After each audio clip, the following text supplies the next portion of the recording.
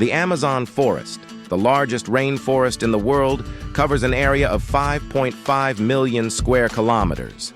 Covering 9 different countries in South America, this huge ecosystem produces 20% of the world's oxygen. It is also home to millions of plant and animal species and is unique in terms of biodiversity. Unfortunately, the Amazon jungle is rapidly disappearing every year. Deforestation and fires are the main factors threatening this ecosystem. Protecting the Amazon is not just of regional importance, but of global significance, because the health of the Amazon is directly linked to the climate balance of the whole world. Remember, the Amazon forest is not just a region, it is a source of life for the world.